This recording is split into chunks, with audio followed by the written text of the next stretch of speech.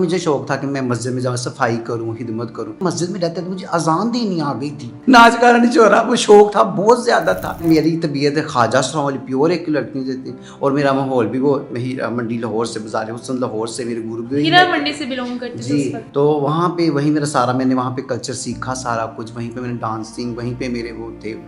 اور پھر میرے جو استاد ہیں جواد وسیم صاحب، وہ بھی اب تو ماشاء اللہ وہ بھی تبلیغ میں بڑے سالوں سے تبلیغ وغیرہ کر رہے ہیں۔ تو ایک وہ شوبز کے اب وہاں سے یہاں آپ ایک دم سے نمازیں شروع کی ہیں، آپ نماز پڑھ رہے ہیں۔ نمازوں تک آنے کا جو یہ جو معاملہ ہے نا، یہ میرے ایک دوست ہیں، انہوں نے میرے ساتھ یہ محنت کی، مشقت کی نا۔ وہ دو نمازی تھا، مجھے بھی نماز کا، لیکن مجھے شروع میں سمجھ نہیں آتی تھی۔ میں کہ یہاں تو بندہ نمازوں کی طرف پکا پکا ہو جائے، بندہ ادھر ہو جائے۔ وہ کہتا تھا نہیں آپ وہ یہ اللہ خود ہی چھڑا دے گا، جو اللہ کو چیزیں پسند نہیں ہیں وہ اللہ خود ہی چھڑا دے گا، آپ نماز پڑھنی شروع۔ تو اس کے کہنے پہ میں نے مسجد میں جانا شروع کیا، کرتے کرتے پھر آہستہ آہستہ اللہ نے مجھے بہت زیادہ، اللہ نے مجھے چینج کر دیا۔ میں نے اس اپنی فیلڈ کو ہی خیر بات کہہ سر آپ مسجد وغیرہ جاتے تھے، نماز پڑھتے تھے وہاں پر، اور کیا لوگوں کا رویہ ہوتا تھا؟ کیونکہ خواجہ سر مسجد میں جائیں پہلے تو لوگ دیکھتے ہیں، اس کے بعد جس طرح کی تنقید کا نشانہ بنتے ہیں کہ خواجہ سر سے بہتر کوئی نہیں بتا سکتا۔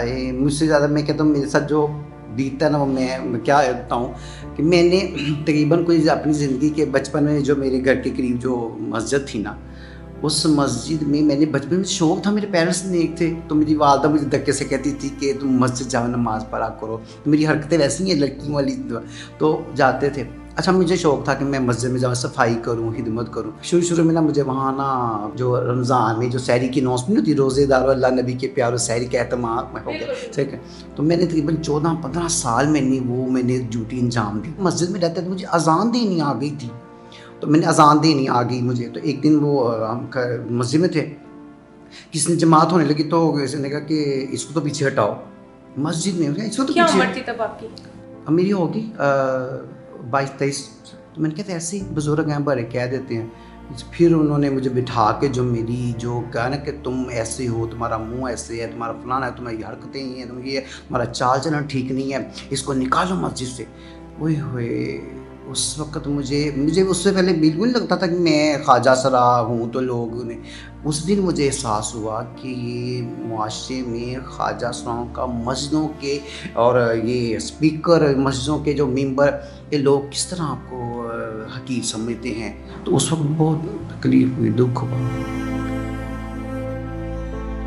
اس دن میں دل کرتا تھا میں نا اپنے آپ کو نا کچھ کر لوں، یا میں کیا کروں، کدھر جاؤں، لیکن میرے ماں باپ بہت نیک تھے۔ آپ نے اپنی والدہ کو کی بتایا؟ میری والدہ کسی کو نہیں بتایا، والدہ کسی کو نہیں بتایا، والدہ کسی کو، کہ وہ ان کا دل دکھے گا، کیونکہ مجھے پہلے محلے والے دائیں والے لوگ دائیں بائیں کہتے ہیں یار یہ تم چلتے کیسے ہو، تمہارا خواجہ سرا تم کھینچ رہے ہو فلاں بات۔ تو ماں باپ تو اولاد نا ماں باپ کا کلیجہ ہوتی ہے، تو ماں باپ میرا ہوتا ہے کہ میں میرے ماں باپ تک میری کوئی بات نہ جائے، تو میں نے بس برداشت کر لیا۔ پھر میں نے لیکن پھر مسجد جانا چھوڑ دیا، لیکن دکھ یہی رہا کہ اللہ تیرے گھر سے مجھے نکالا ہوا ہے۔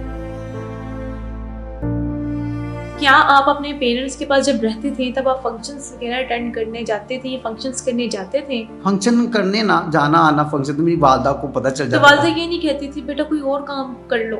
والدہ الحمدللہ میں نے کیا کیا تھا، میں نا یہ موڈگل کریم بلیچ کمپنی میں میں نے جاب کی ہوئی تھی صبح مارننگ ٹائم میں، تو میں نے اپنی امی کو کہنا کہ امی میں نے جاب پہ جا رہا ہوں، رات کو میں نے فنکشن کے لیے چلے جانا، تو میری والدہ کو ظاہر میں نے وہ اپنا فیشیل کروانا، بیوٹی ایسی بالکل لڑکی کی طرح بالکل گیٹ اپ، تو ماں تو ماں جان جاتی ہے، ماں سے چھپتا نہیں، ماں کہتی تھی نہ جا اس میں۔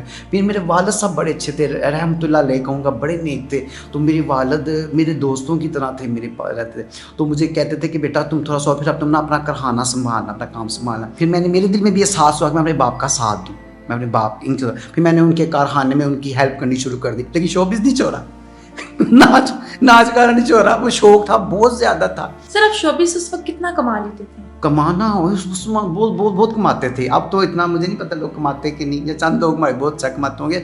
اس زمانے میں تو کہہ لیں کہ اگر وہاں شوبز کے اگر ایک ہمیں فنکشن آیا تھا 1,80,000 90,000 کما لیتے تھے، تو وہ جتنے بھی اور بھی ساتھ گروپ کے لوگ ہیں ان کو بھی دینا، ڈرائیور جس کی گاڑی اس کو بھی دینا، بہت کما لیتے تھے۔